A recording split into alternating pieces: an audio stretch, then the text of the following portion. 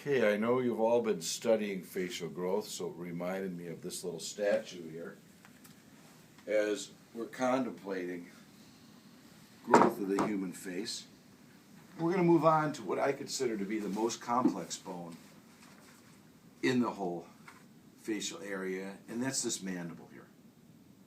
The mandible is decidedly the most complex structure that we have to deal with. And if we think about it, look at the progression. I've laid out some mandibles here for you. So just look at the amount of change that needs to take place to turn this mandible here into this mandible here. It's truly remarkable to think that this is done by only the displacement and the remodeling of the bones, that everything happens on the surface. Look at that huge difference. And how do we account for that? And how can we possibly start to understand the complexity of this bone? So I want to give you a rubric to begin to understand what's happening in the growth of the mandible by thinking of the mandible as several different parts, and that each part has a specific physiologic function. So let me go over to the board here and draw a mandible. And what I'm going to do is I'll draw a mandible that's sectioned in half, so we'll just be drawing it half. Start back here.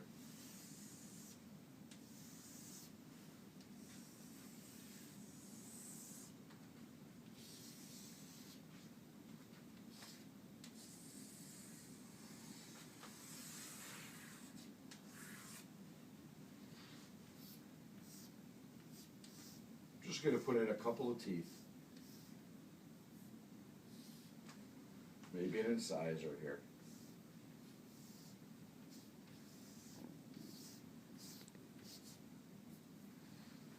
In order to illustrate the parts of this bone. So, if we look at the mandible, and we look at it in cross-section, and I want to give you a way to start to think about this, especially in terms of its physiologic function and in terms of growth. So let's sort of divide things up into these sections here. So we've got section 1, section 2, section 3, section 4, and section 5. So if we think of the mandible divided up into these functional segments, what's happening in each one of these areas? Okay, well, we talked a little bit earlier about the mandibular condyle, sector 1. So what's happening in the mandibular condyle? Well, we know that it has a fibrocartilage covering because it's an articular surface. And what we didn't talk about was that not only does it have fibrocartilage, which is sort of a cell-free cartilage on the articular surface, it has a core of growth cartilage. So the condyle has this core of growth cartilage that allows endochondral bone formation in the condylar head throughout life. It's literally the only place in the body we see endochondral bone formation throughout life.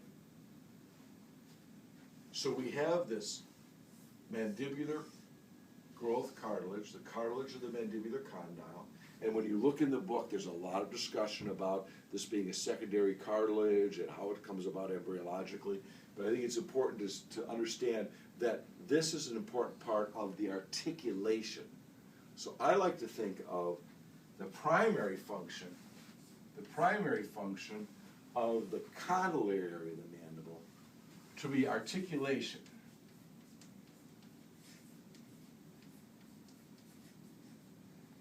You'll see in a lot of books that they'll say that the primary function of the condyle is actually growth of the mandible.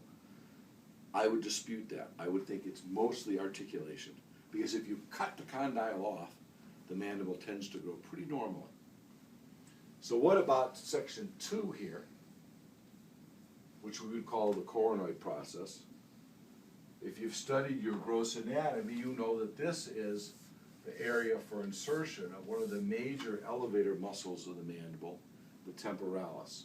So the primary function of the coronoid is for muscle attachment.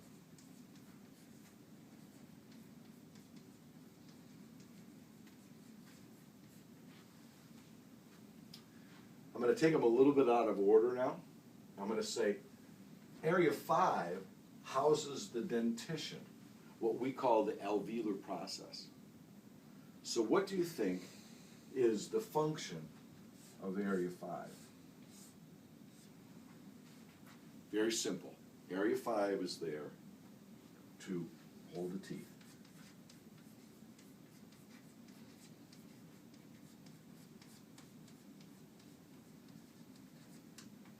So, if you look at somebody that has no teeth, they have literally no alveolar process.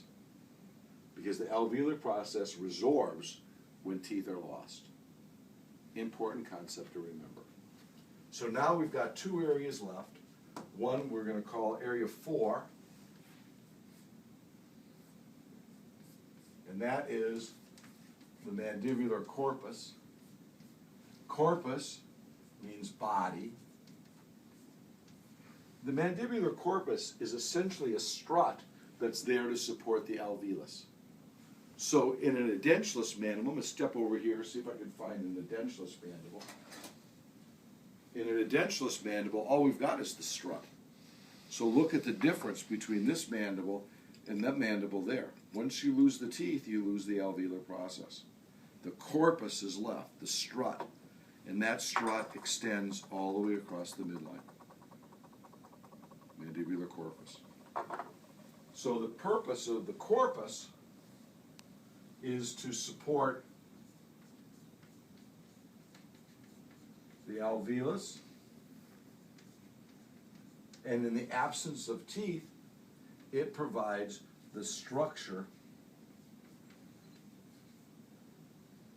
to join the right and the left halves of the mandible together firmly at the midline.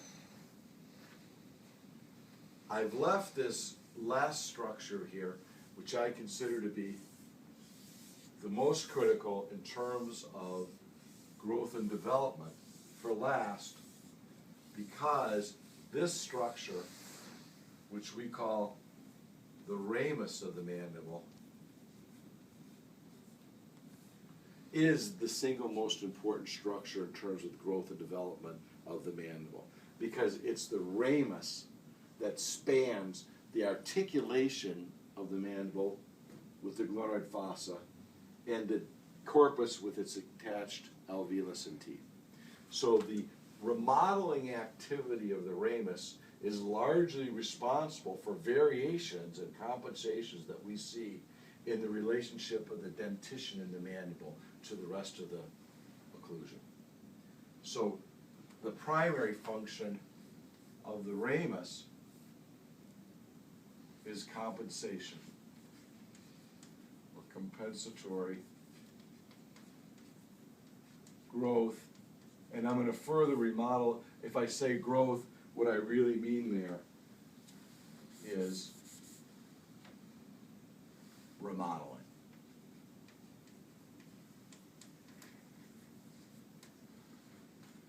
Okay. Final point. What's the pattern? What's the pattern for remodeling in the mandible? What's the general overall way the mandible remodels? And what's its general displacement? I hope you can guess the general direction of displacement, because we've talked about it now several times. In general, the mandible is going to be displaced downward and forward. So we're going to see the displacement of the mandible, and I'll just get a slightly smaller mandible up here so we can say, get the patterns on here. Okay, put back in our molar teeth. So the displacement of the mandible, bad incisor shape, malformed incisor. The displacement of the mandible is downward and forward. The remodeling activity, upward and backward, meaning that we generally are getting new bone formed in the back of the ascending ramus, and we're generally seeing resorption on the anterior border of the ramus. So in general, we're seeing resorption and deposition. In general, it's an area of resorption in the anterior border of the alveolus. That's why people just don't outgrow crooked teeth. The chin point can be an area of some deposition. So look this over in the book. I'm not going to put all the X's and O's on here because it's pretty well explained in the book, but I wanted you to know the general pattern: displacement downward and forward, remodeling upward and backward. So that's it for the key points on the mandible, and we'll be moving on to the cranial base shortly. So thank you once again, and I hope you're enjoying the videos. If you like the videos, drop me a note.